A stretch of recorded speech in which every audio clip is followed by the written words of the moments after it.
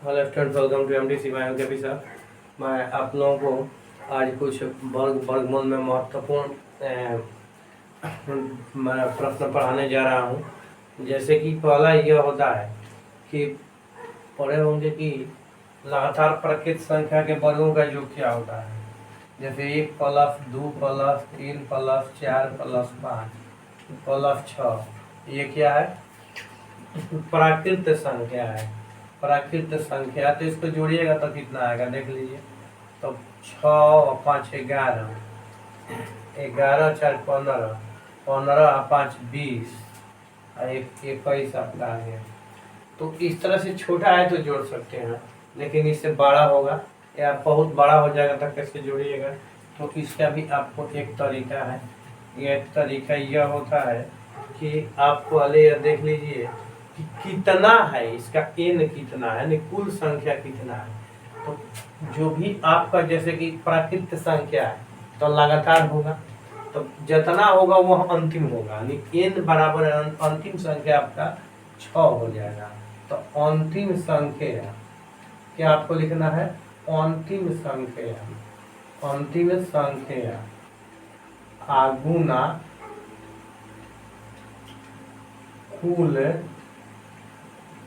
संख्या प्लस 1 बाटा में 2 कर दीजिएगा। तो देखिए अंतिम संख्या आपका कितना आया है? 6 आया है। और कुल संख्या, तो कुल संख्या को होगा, यानी कुल अंक को होगा। कुल अंक का ये या कुल संख्या का ये को होगा। तो अंतिम 6 है तो 6 होगा। तो 6 प्लस 1 अब बाटा में हो गया 2, तो इसको काटा दीजिएगा तो हो गया 3 7 21, ऐसे भी आपका आ गया। तो आपका एक फार्मूला यही बन गया कि अंतिम संख्या गुना कुल संख्या प्लस 1, यानी कुल संख्या के रूप में भी अंतिम संख्या आ जाएगा। तो इसको इस तरह से भी लिख सकते हैं कि अंतिम संख्या गुना अंतिम संख्या प्लस 1 बाटा में 2। अब जैसे कि ये हो गया लगातार प्राकृत संख्या होगा, यानी लगातार प्राकृत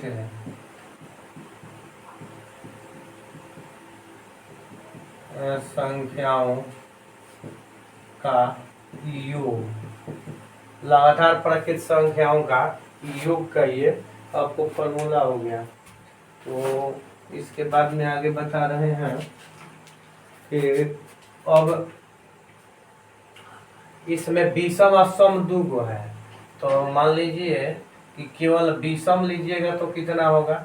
1 प्लस 3 प्लस 5, यही आपका विषम हो गया।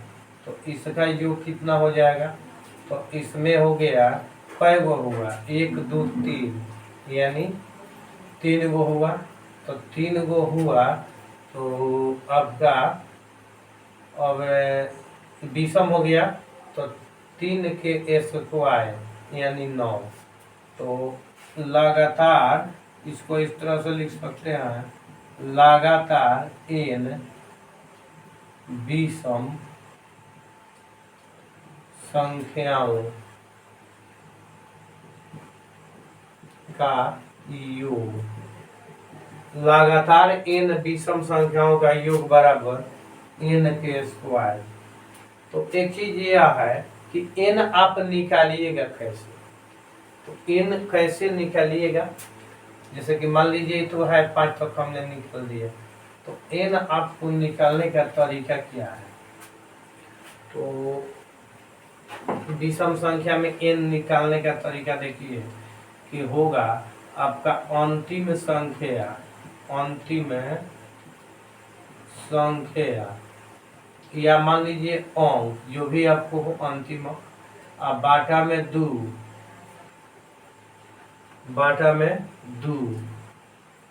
तो जैसे अंतिम आपका क्या हो गया? 5, तो 5 अंतिम हो गया बाटा में 2।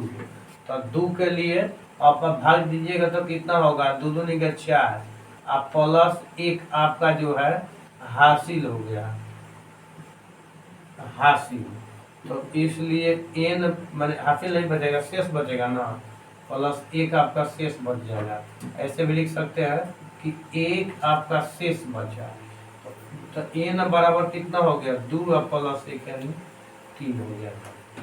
किसी में शेष जब बचेगा तो एन बराबर आपका 3 हो गया, यानी 2 पूरा संख्या और प्लस हाफ के लिए 1, यानी पूरा प्लस हाफ के लिए 1, पूरा संख्या और प्लस शेष के लिए आपका 1 जोड़ दिया जाता है। तो पूरा संख्या शेष के लिए 1 इसमें जोड़ दीजिएगा, तो आपका कितना हो गया, 3।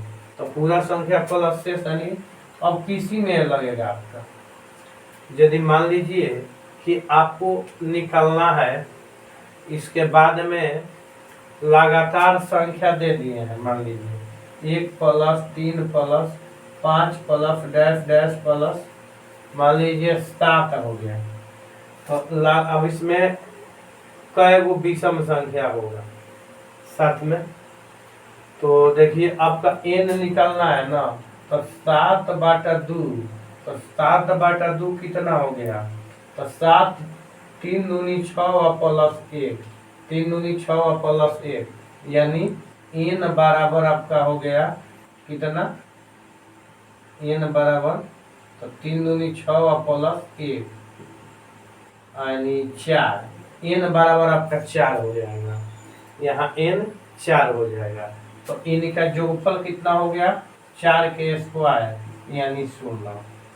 अब देखिए ना 5 तक क्या तक, 5 तक आपको आया है कितना, 9 आया है, तो 9 आया है 5 तक, इसके बाद में लगातार हो गया 7 हो गया, तो 9 और 7 16 हो गया, आपका लगातार क्लियर हो गया कि 9 7 16 हो जाएगा।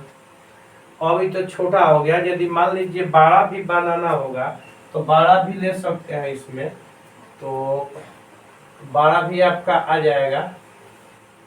चलिए देखते हैं कि 12 कैसे आ जाएगा।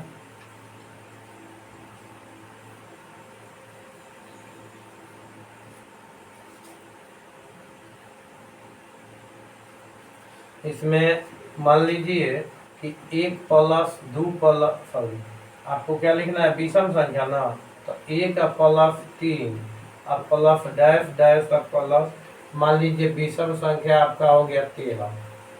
अब इसका निकालना है कि कितना होगा जोग, तो जोग बराबर, तो इसमें जोग बराबर आपका आ जाएगा 13/2 के लिए निकालिएगा, तो n के लिए आपका वैल्यू आ जाएगा n बराबर 13, 6 दूनी 12 प्लस 1, तो 12 प्लस 1 मिलाकर आपका 7 आ जाएगा, 12 प्लस 1 मिलाकर 7 हो जाएगा, 6 दूनी 12 प्लस 1, तो 12 प्लस 1 का मान यानी 6 दूनी 12 प्लस 1 13 हो गया।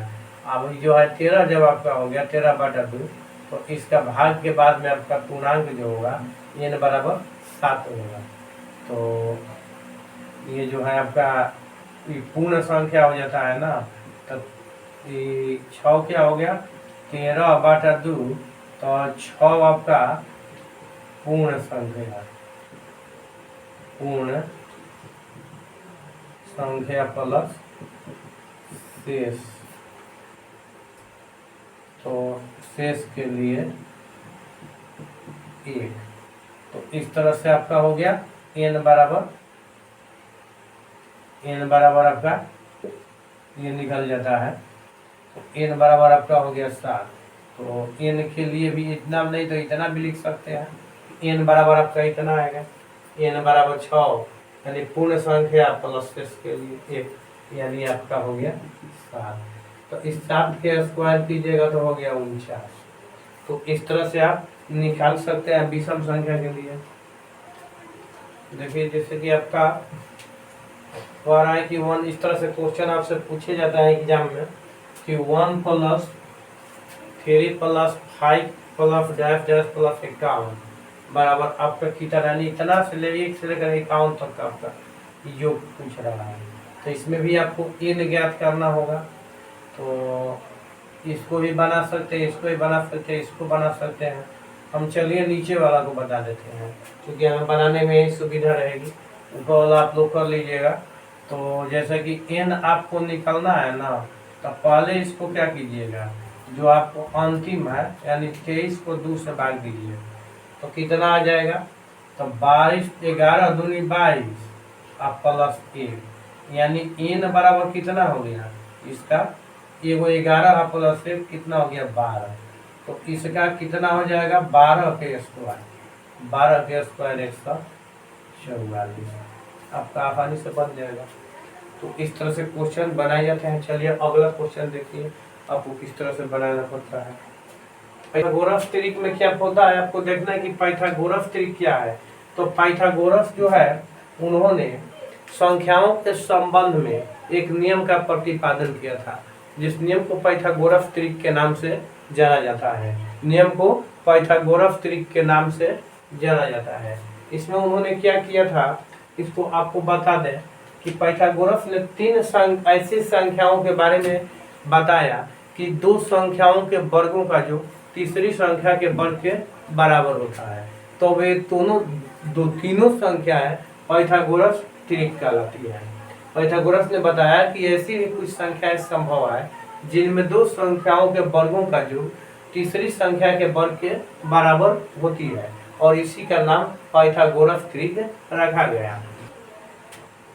पाइथागोरस त्रिक के अनुसार, चलिए इसके अनुसार क्या होता है, पाइथागोरस के अनुसार कि अब 2 संख्याओं भी लिख सकते हैं, अंकों भी आता है आपका, 2 संख्याओं के वर्गों का योगफल तीसरी संख्या के वर्ग के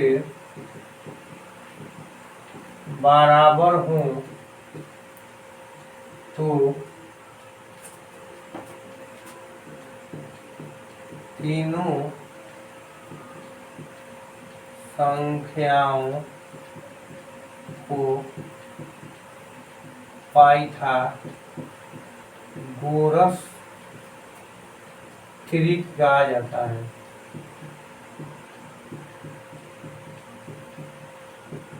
क्या कहा जाता है इसको, पाइथागोरस त्रिक कहा जाता है। तो पाइथागोरस त्रिक में क्या होता है कि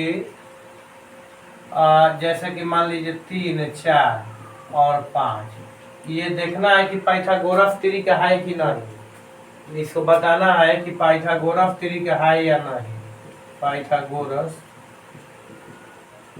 त्रिक है या नहीं, तो क्या कीजिएगा, पाइथागोरस त्रिक है या नहीं आपको बताना है।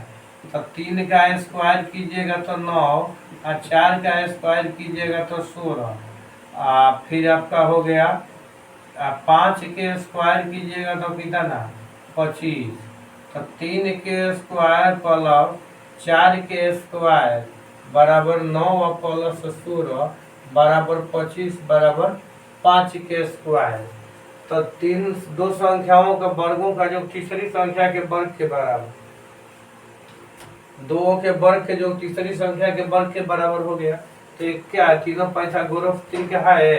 तो हाँ लिखेंगे कि अतः 3, 4, 5 क्या है, पाइथागोरस त्रिक है।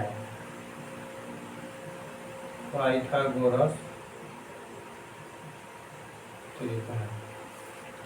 चलिए मिलते हैं नेक्स्ट वीडियो में।